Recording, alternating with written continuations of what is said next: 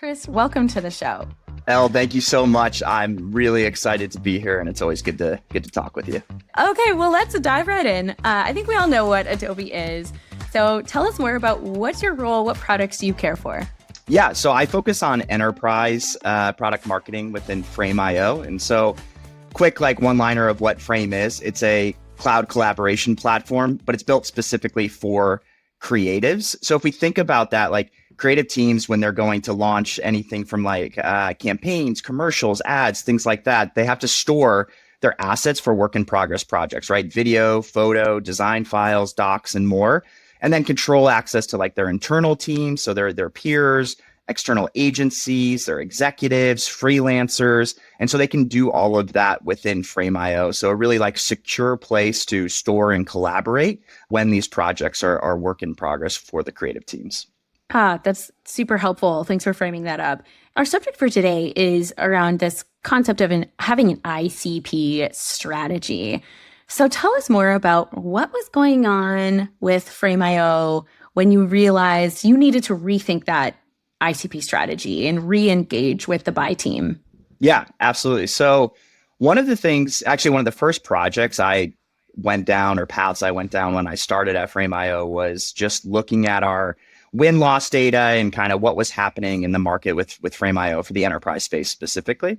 But one of the initiatives that came up is our business unit really wanted to re-accelerate or accelerate our run rate business, right? And so for anyone out there who might not know what run rate business is, think about it more as the shorter sales cycle, more transactional, sometimes looked at as logo acquisition.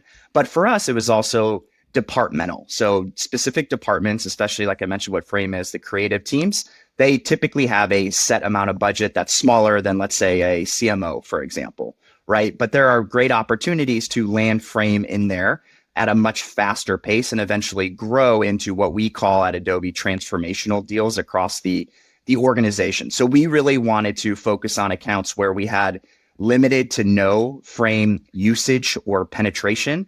And we wanted to get in with the creative teams with the ideal users, and then actually expand from there. So that is kind of the situation that we wanted to dive in at the start there. Yeah. You can always expect a good result when you find the right user and you hit them with the right information. So can you help the audience really understand what this could look like? So walk us through a hypothetical example of what an ICP might look like in this world. Yeah, so this is where I like to spend the most of my time, because I think coming from a sales background, I always like to start with sales as a channel for marketing and product marketing. And so if I think about I'll go kind of high level and then into an example, the way I went to approach this was, let's first look at our internal sales data, right? Which is basic. Where are we winning? What are the verticals? Where do we see higher win rates as much as we can find quality data?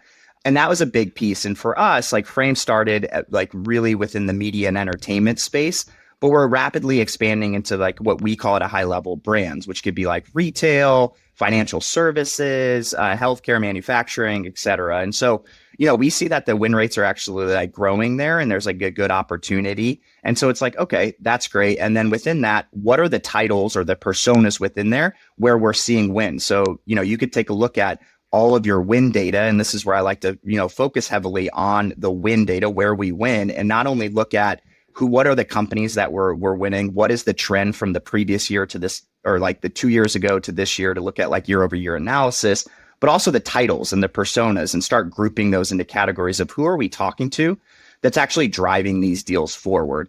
And so that's what we're able to do. And then I think one of the most important pieces, while that's objective and data driven based on what we have in our CRM and other systems, the beauty with something like Gong or the call recorders these days is you can listen to customer calls.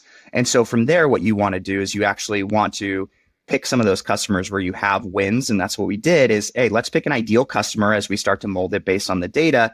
And let's actually, instead of just listening to calls across a bunch of customers, let's focus in on 1, 2, 3 customers and actually listen to calls all the way through the sales cycle. And not only see when that champion's involved, but who else they're getting involved, how they're navigating, those conversations and frankly, like where sales reps are running into challenges because you have to establish a champion, then you have to go find users who are going to love the product. And then you probably have to go up to the ultimate budget holder and pitch an ROI story, especially if finance or procurement gets in or IT and security, right? And so from there, you can really get a feel for the buyer journey and where the personas enter in the buyer journey. And that is like a big unlock for us because ultimately then what you end up doing is you go, okay, if I can take a step back and know that I not only need to market my product to a specific company, but I actually need to market different iterations or flavors of messaging to different personas. So my video creative leader is going to want to know one thing. The creative director who might be overseeing the entire creative campaign, they might want to hear a little bit of different thing. IT and security is going to want to know that our commercial is not going to leak before it is meant to launch and go out there. And then finance is going to want to know ROI as well as an executive, and a CMO is going to want to know how do we differentiate our brand and move faster. And so we actually took these flavors and said, let's focus on a narrow audience. Instead of going after our entire account list, let's go after accounts that fit within this ICP. Let's go after the different personas within that. And let's actually tweak our messaging based on who we're talking to. And that actually like really created quality pipeline and accelerated how fast we were able to move those deals. So that's what we delve into. Now, if you were to like take a look at like an example, because it's like, okay, in your world, what is that? Like, let's say I had Chris Clothing Inc., right? Which is a global retail company. And so it's like, okay, I know retail is a good place we want to focus on, but within there, I want to dive into the personas. So I'm going to go find the folks, the creatives in charge of video there, right? And I'm going to understand, like, I'm going to look at their website and are they putting videos on their website, on their social channels? Do I see them on TV, on commercials? Those different pieces, because I know that they're focused on really creating quality video. But then I also know they're probably selling like budget for video to their creative director who comes from a design background. So I need to talk to them about speed, quality, differentiation, those pieces. They're ultimately reporting up to a CMO. They need to know about what's driving the brand forward. And then I know I have to put in a flavor of IT, who is going to be focused on security, and finance, who's going to be like, hey, we have to actually like figure out budget for this. How are you going to justify it? So I'm going to take all those different angles of Chris Clothing Inc. and understand, hey, you're creating a ton of video content. I'm seeing it go out across commercials, across YouTube, across these different channels. And I can go in with these insights to the right personas to really craft my messaging and do so ads, sales, things like that. Got it. Okay. So for you, it was really about identifying the right company to target as part of that ICP, and then building the buy team and trying to use some of the insights that you got about that company to engage with some of those members of the buy team. And then what did you guys do after that? Like, what happened after you built out that buy team? You had the right messaging for the right persona for every member of the buy team. What did you guys do with all of that insight? Yeah, I think there's really like two phases, right? That especially at large organizations, you have to go through, right? You have to sell internally and then sell externally. It's what I always say. It is product marketing's role. So like the first phase is like sell internally, right? So I go through, and me and my team go through all of this data and we see, hey, we have like a great idea of out of all of the accounts that exist that we want sellers and marketing team to go after, this set group of accounts that represent the largest opportunity. That doesn't mean anything if I'm the only one who knows that or my team's the only one who knows that. Then we have to go to the head of marketing, who we have to convince to deploy a campaign and actually have everyone focus around this and take a more targeted approach instead of, the evergreen stuff that's going on or in addition to. But I also need to get the sales leader on board as well, right? And so this is where taking a data-driven approach and like that objective approach of sales data, product usage data where you can, and crafting the right story to actually go pitch and sell internally and say, hey, let's focus this effort and really like we can unlock a lot here. And so that's what we did. We went to the head of marketing, went to the head of sales. They were really excited about it. We got their buy-in to go after it. And then after that, you have, this brief that you create that is the overview, the analysis, what the messaging would look like, who the personas are. So everyone can sign off on this brief. And then that becomes your source of truth for what you're going to go and deploy and expand upon. And so from there, you're working with teams to spin up landing pages, different ads, pulling in what case studies you can use to help fuel those ads and those landing pages, going to the business development reps, the BDR team, and equipping them with messaging within their sequences, going to the sales team, letting them know who they're going to be talking to and how to really overcome objections at different stages. And so you have this source of truth that ends up kind of spreading out throughout.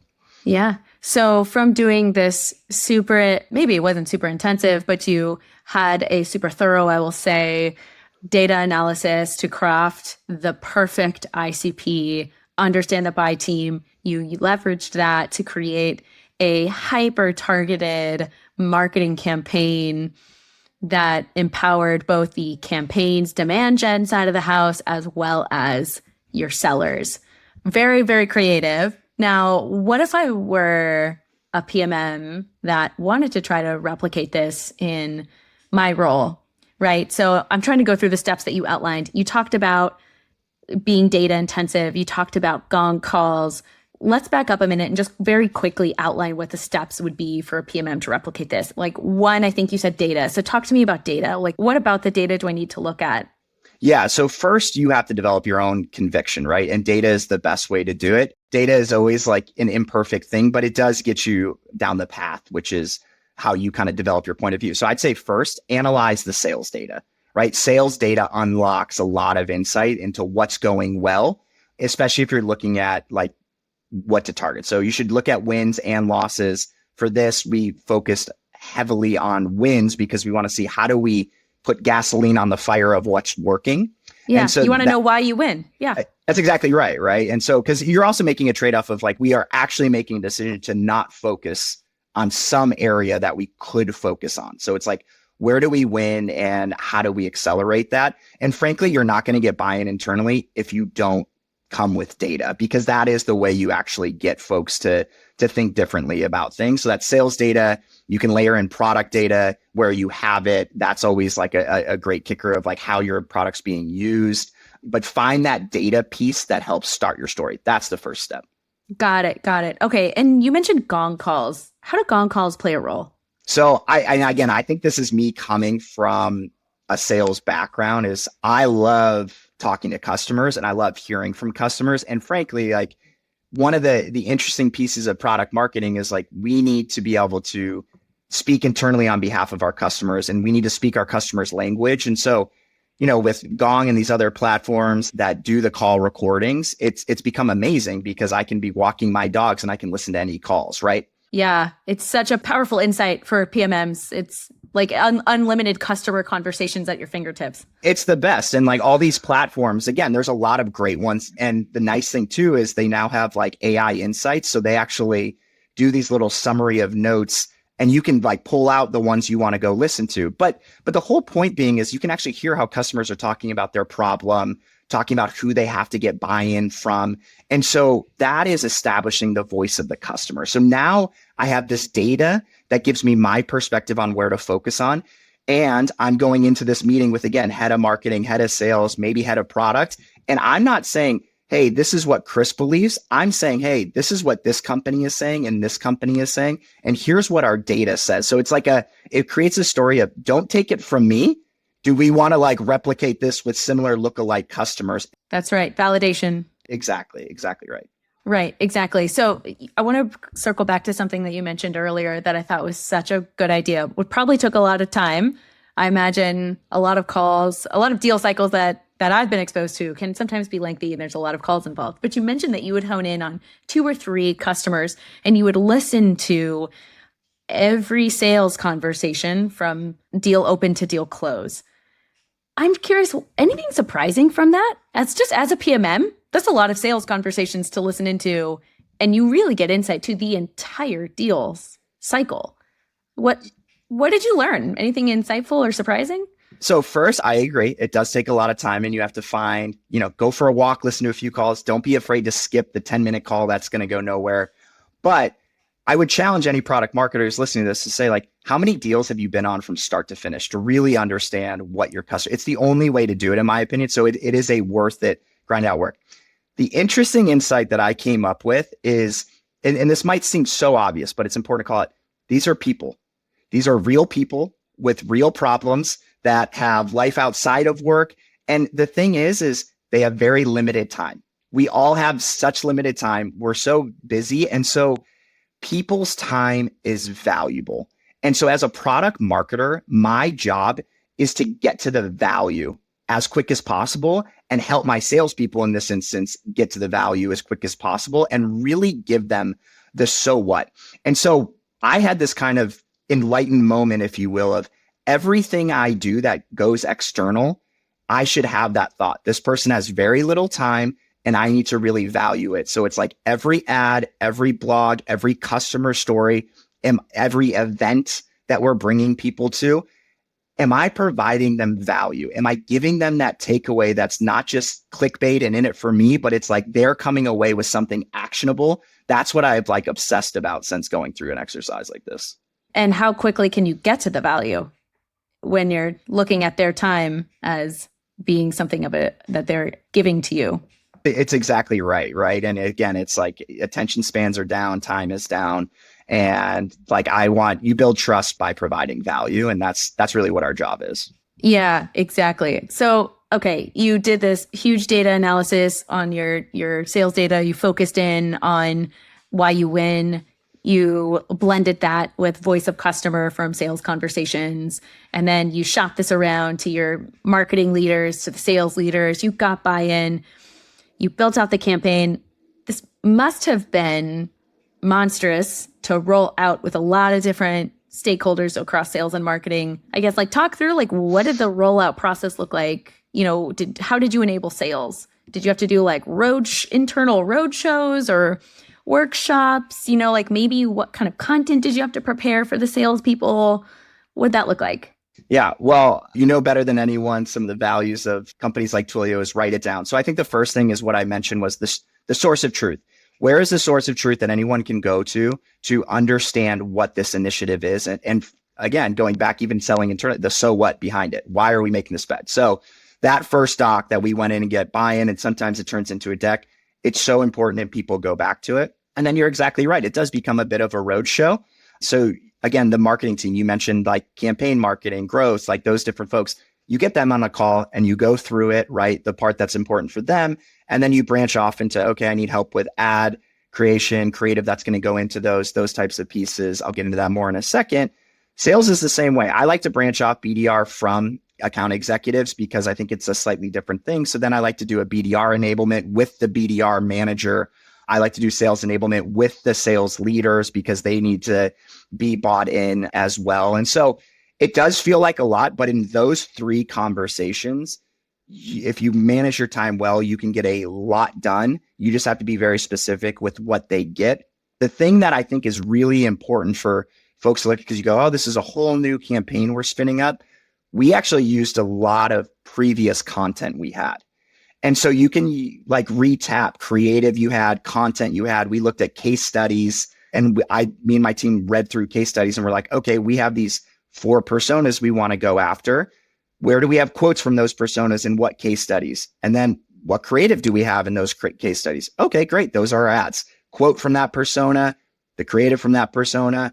And like that was able to be reused. We didn't need to go find a new case study, right? You probably have a lot of the information and then a lot of the creative and the content because we have Frame and Adobe really has a best in class creative team. So anything we produce is top notch. It's like one of the coolest You're things lucky. ever. Yeah, it's amazing. Like people produce unreal stuff. So like we're not going to go create it on our own, like as a product marketing team. So reuse is good. And then again, like emails and BDR, like a lot of that messaging is how do we give them that structure to kind of spin and create their own pieces of it as well. Yeah. It's interesting that you included BDRs because sometimes I feel like they're left out of the enablement process, but they're so critical in terms of getting foot in the door. They're some of my favorite. I started as a BDR. Yeah, they're so full of energy. Love it. Love to the BDRs. It's a hard job. It's a very hard job. So I have a lot of respect for folks who do that. I believe it. Okay, so after you launched, what did this look like from a customer's perspective? Like what kind of content was included in the scope of the campaign? Yeah, so I think this is the part that like was the coolest to me because it was a kind of like circle the wagon in the right way type of the strategy, right? So if we go back to like Chris Clothing Inc., let's say that was within our target account list, right? A CMO is getting specific ads that are targeted. They're probably not getting the initial outreach from sales or BDRs because they're too high up and we know we need to build a champion, but they're getting like brand differentiation, those types of messaging a little bit later in the process. But like we really, from the start, it was like video creatives and creative leaders or creative ops leaders getting a set message, having BDRs hit them with a very specific message. We were actually sending them a lot around case studies and proof. So it is, again, like a don't take it from us. We were leading with insights and things that would be like, here's someone in a similar company in a similar role doing it. We should talk about how you could do this for your org. So really insights driven messaging and ads. And then, like I said, as we open the door, we're not turning off the engine. That's our job's not done there. We know that eventually this is going to go to a CMO. So at that point, yes, we do want them to get ads. We do want them to start seeing Frame in our brand in their messaging. And the same thing that we started talking about is IT and procurement. Very similar thing, like security type messaging and ROI type messaging, because at some point, someone internally is going to have to sell that. And the thing that I always go back to with our team is those folks, they are best in class creatives. They were never hired to be sellers. Selling stuff internally is hard. We have challenges selling stuff internally. So like we know they're going to be putting themselves on the line at some point when we're not in the room. So how do we help surround it and build that story for them?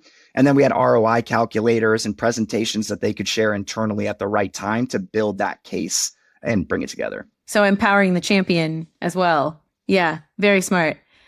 What I think is so sophisticated is that you have this buy team that you've identified, and then you have this hyper-targeted content that ladders up to each member of the buy team.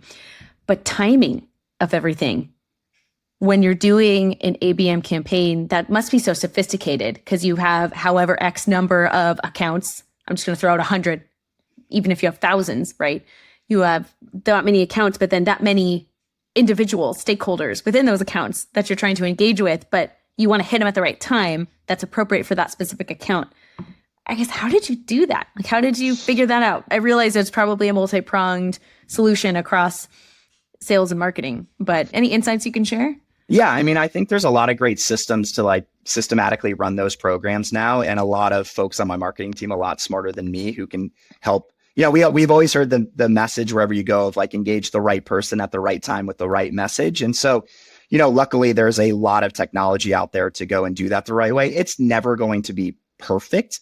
But again, I think like going back to being able to even look at personas and lead with the right message is a big piece of it, right? Because like, I think sometimes we go, oh, okay, like we want to talk about how great our product is. No one cares. They want to know what it's going to do for them. And I think, you know, I'm pretty realistic in knowing that like a CMO is probably not going to like just cold want to talk to us, or, you know, even a chief creative officer, like they're going to need to build up something internally. And so our thing is like, hey, when you go into these accounts, even as a BDR, it's like, instead of focusing any messages on maybe that like C-suite at the start, like let's go director level, let's go manager level, let's do the creative technologist. Now let's do the video creative and let's massage those messages. And then we have a team that can turn on the engine of the CMOs and build that case. And at that point, account executive gets involved too. And they kind of have the clout sales leaders can get involved and reached out. And now we have this executive level engagement that we can pull on. It's so sophisticated, so coordinated.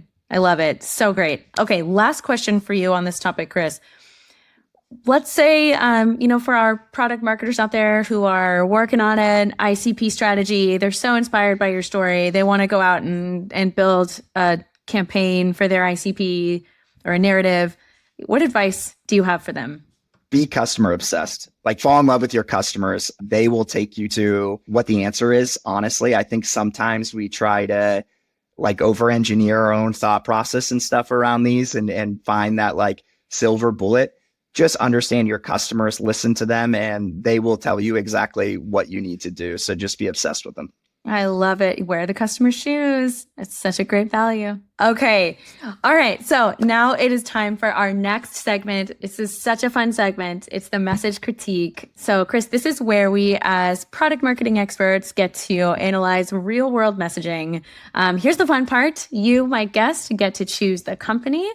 So before we get started, I want to share some ground rules. So you're going to pick the company. We're going to talk through three things. First, you're going to tell me one thing that you love about the company's product or messaging, like what's working, what's really standing out about the product. And then second, you're going to share something you wish the PMM maybe would have done differently. Maybe it's something that could have made the message clearer or stronger, more impactful, use a customer story. It could be any number of things. And then third, tell me how they can iterate or take the message to the next level. Are there creative campaigns they could do, cool content they could think about, something of that nature? So no negativity, just a thoughtful, constructive, super fun critique. Ready to go? Yep. This is perfect. Let's do it. Okay, so tell me about a product or company that may have caught your attention. Okay, I am going to go with one that has been on my mind quite a lot lately. It's Superhuman. Have you heard of Superhuman? Only when you mentioned it to me the other day, but I have not, otherwise had not heard of them. So I'm going to superhuman.com. Go to superhuman.com. It is, if you want to know what it is, big line here, but it is the most productive email app ever made, which is intriguing, but it's basically a better way to go about your email. That's like the simple way that I would put it. I don't use it. I've just heard about it, and I've been looking at them quite a bit from a product standpoint, which is interesting. So I pull up their homepage and super clean, very crisp. Their big headline is save 4 hours per person every single week. So that tells me right away, okay, the value is going to be time save. But tell me more about the messaging. What are you loving about it? Yeah. So this one's interesting because the headline doesn't say what it is, but it gives you the so what, which I think is actually really interesting. So save 4 hours, that brings me in. I like that. So I do feel the so what there. And then that first line that I mentioned, it's the most productive email app ever made. Very descriptive. I mean, my big thing is I do not need to scroll to actually figure out objectively what it is. I now know what it is and the so what behind it without having a scroll, whether I'm on my laptop or I'm on my phone. It's all above the fold and I get it. And then, I think it's supported here, collaborate faster, get more done with AI powered email. I would say like that kind of got pulled with the save 4 hours as well. I like the idea of collaboration, AI powered email. I think everyone's putting AI in there, either H1 or H2, but very descriptive is what I like and very easy to consume at the start. I love that. One thing, curious about your perspective on this, feedback that I've gotten multiple times in my career is to avoid using absolute language. So for example, they have Superhuman is the most productive email app ever made. That's a pretty bold statement. Well, I'm just curious your thoughts on it. I agree. I think it is bold. It's a good point. I think back it with data. And so I think like one of the pieces I'd say here is like, you have such a great stat with save 4 hours per person every single week. And I think even if you scroll down, it's like saves teams over 15 million hours every single year, like fly through your email twice as fast as before. So like the one thing I would probably think about, but I agree where it's, is it the most? Do I have to say it's the most? Do I believe that as a prospect? I think maybe a little bit of messaging around why it saves, like what is that other piece could be interesting there, right? We're a little loose with most productive. We're a little loose with collaborate faster, get more done. It's like, what is the thing that makes you be able to do that? That would be one thing I would try to probably massage out in that H2. Sure. Yeah. I'm kind of surprised that the first thing they put on there is that it's built for Gmail or Outlook. That must be for their customers something like a top priority, not differentiator necessarily, but capability that they would need to highlight. I'm surprised that the AI-powered inbox assistant isn't higher, but I'm not their target customer, so I wouldn't necessarily know. But I do love the stats that they throw out here. I love the stats, and I actually love that email is the biggest problem hiding in plain sight, which is further down the page. I'm wondering if they ever explored pulling that up because it's such a yes problem statement. And like, this is like their messaging doc on a page, which is cool. Like we spend hours on email. We often reply late. That's, yep, I feel that. You don't even reply. Yep, I feel that. We lose deals. It's like, well, what does that lead to? Makes sense. Like and you start saying we lose deals. Okay, this is for salespeople. Block our teams. Oh, it's for more than salespeople. Miss our goals. We all feel that. Not anybody's fault. Like this is actually like such a great messaging statement that I'm like, ooh, do we consider pulling this up, A/B test it a little bit, try to get problem statement up a bit? So they have some like really good stuff littered in throughout. They do a really good job with empathy and articulating that through their copy. Yes. And that is the thing. We all get overwhelmed with email and they're like, it's not your fault. But it's like, but we all do. So it is interesting when you talked about like most productive, it you scroll down, they obviously do Superhuman AI that they probably had to introduce as their first scroll. But when they get into their value props, like respond faster to what matters most, it's like that's another one I would actually probably think about pulling up higher because that feels tangible to me. So they have like a lot of great messaging. And it's very, what I love as I scroll is like follow up on time every time, share and comment with you. It is very clean, succinct. I see it right as I say it. And it keeps hooking me to go deeper and deeper, which is interesting. It does. Great job, Superhuman PMMs. We love it. 10 out of 10. Love it. Huge fan. So it is good. And like you said, it's clean, it's creative centric on the start too, which is nice. I like to see that. Yeah, yeah. So when we were chatting ahead of this conversation, you mentioned maybe another company you were looking at. Do you still have them on your mind? I do. I do. So the other one, which I use a lot, and I'm sure people have heard, is Airtable.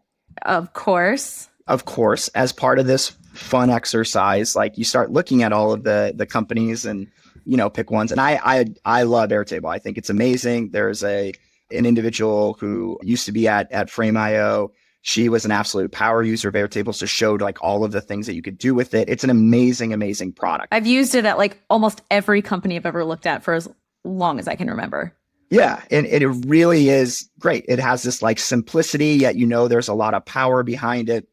But it's an interesting space right now, right? Because a lot of these, what I would call as a novice, like project management tools or like a better version of a spreadsheet, because we all end up falling back to spreadsheets, like they are becoming a lot more. And it's interesting to see like what space they're going after.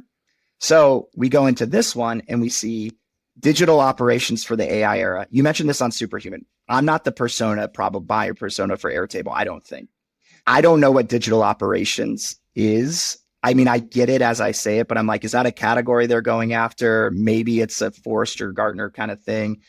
AI era, you know, I think it's like, okay. And then when I see create modern business apps to manage and automate critical processes, my thing is like, are they an AI app builder or are they trying to do that? That was the piece that I was like, what is that? You know? Right. Would this be like for the COO business unit org? Like, who is this for? Is it for PMs? Is it for... Yeah, it's really hard to decipher. It's a little, you know, ambiguous, and it might be because it's new category creation and AI. And frankly, like I do know this, like Airtable can be so much, but that can also be overwhelming as a prospect or a user or someone looking at it. And so I really empathize with the product marketers for Airtable because it's like, how do you not overpromise, but you still paint the like picture of where it's going and where they need to go? But when I see modern business apps, I'm not really sure. That can mean so much different thing, especially with like AI coders and things like that coming out in the world.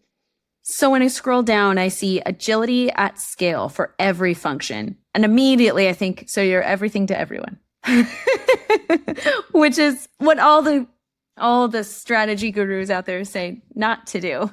So, but I'm curious, you know, what advice do you have for the PMMs over at Airtable? What do you think they need to do? What's first order of business? So this is where I go back to ICP in my exercise. Like I know that they want to evolve and push the envelope and go, but I think I would also encourage to look at where can you win. And is it within like the core competency? Because they're pushing a lot of explore app building and like that modern business app and those pieces. And I totally get that. But I'd be like, how do I get someone to get the aha moment without scrolling and above the fold? I think that is the big piece. And to be honest, like my advice would be, can we simplify? That's what I would be looking at, because as someone who uses Airtable, I don't use it in any of the way that I see on this homepage. And so I think it's what they want. How interesting. That's the hard piece. Yeah. Yeah. Wow. That's very, very surprising. Yeah. And so it's like, how do we make sure we make it obvious and make it very simple and then earn the right to expand the opportunities from there? So go back to ICP and core use cases. Right, right. Or perhaps they're trying to do a pivot and the use case that you're most familiar with is no longer like a strategic focus for the company. But even in that case, still focusing on ICP for this new use case would be helpful to tell, to get their story to be a little punchier, a little clearer. Yeah. I mean, and it is a great point. Like as they push into these areas, it's like maybe they already have a lot of traction in other areas. I just always question, I'm like, most people use it the way, I and our teams use it. And then, they're pushing someone else, but how do you get both? And then like, I'm kind of interested in like, how do I get there? Right now, it feels a bit overwhelming. It's like, what would I want to do within like marketing that they have on this page of like automate campaign creation, execution, drive sales and improve. That's not the way I ever saw it. And so it's interesting. It's really interesting. It's interesting. I am very curious though about what the imagery that they have that show kind of some of the vision or capabilities. It gets me intrigued, I'll say. I love that you call this out. And I actually think this is a really important one. I'd love your take on this. I love product imagery on website, real product imagery. Do you like it? Yes. Oh, yes. Yeah. I don't like illustrations. No, give me the screenshot. I want to see what it does. Yes, I completely agree. And so like, again, Frame.io, beauty of it is our product designers are best in class as well. So like, I love our UI, which is good because I am in product marketing there. So I want it all over the place everywhere. I'm glad you feel the same because I just want someone to be able to like read and then quickly get the visuals so they get both sides going. The thing is, when you don't use real product imagery and you just have some maybe attractive, but it's just an illustration, to me, that as a customer, that tells me that something's not real. You don't have something that's actually real. So it diminishes my faith or it kind of puts some question into mind into how much of what you're showing me is actually a capability versus just marketing fluff. Which I think is so important in this AI era. Let's go back to their call but I think a lot of executives and customers are challenged with, is this real or is this just part of the pitch? And so to your point, I think as we start to like push the envelope of what's real versus what's not, the ability to show it and bring it to life is absolutely critical. And honestly, I think it could be a differentiator when being compared against other companies. I totally agree with you. Very helpful. All right, Airtable, we love your product. We're very intrigued. We want to hear more. Okay, so Chris, before we go, I want to have a gratitude moment and say thank you so much for your willingness to come on and share your expertise with me and the PMM community. Thank you so much. I know I personally get so inspired by conversations like this, and truthfully makes me wonder how my guests get to be so amazing. So I know for me, the way that I've grown as a PMM is I've been shaped and my skills have been honed in by the PMMs that surrounded me in my career. So I want to ask you, who are one or two PMMs who have really impacted you in your career? You, of course, for bringing me on this show. I really do appreciate it. And it's awesome to be working with a great PMM and think through these different things because that's how we learn too. But throughout my career, I've been really lucky. I had Scott Fallon, Colin Zaleski, who got me into product marketing originally at a startup I was at. They are absolutely amazing. At Twilio, was lucky to work for Vanessa Thompson and then Dave Esber and then work with Taylor Udell and all actually like very different types of PMMs, which is an absolutely amazing thing. And then, like I said, Frame.io, we are a product for creatives and my manager, his name is Hung Nguyen, amazing PMM, crafts like unreal narratives. He also like used to shoot commercials. So comes from like an ultra creative background. He's unbelievable. And so, I've never been like challenged to push myself more than I have with him. And so I just keep getting luckier and luckier, honestly, as I evolve my career. So I am very humble and very grateful and have a lot of hard work to do to consider myself a good PMM. Oh, that's awesome. I'm sure they're so flattered to hear that. Amazing. Okay, my last question for you, Chris. Where else can we access your expertise? Is it just best to find you on LinkedIn? Yes, as a LinkedIn fan person, and that's where I started my career. That is the place to go for all networking. But yes, please find me on LinkedIn. Please reach out and connect. Always happy to talk to product marketers. Again, thank you so much, Chris. And thank you, PMM listeners, for coming on this adventure with us today. I hope this episode leaves you with inspiration to take with you in the next steps in your own journey.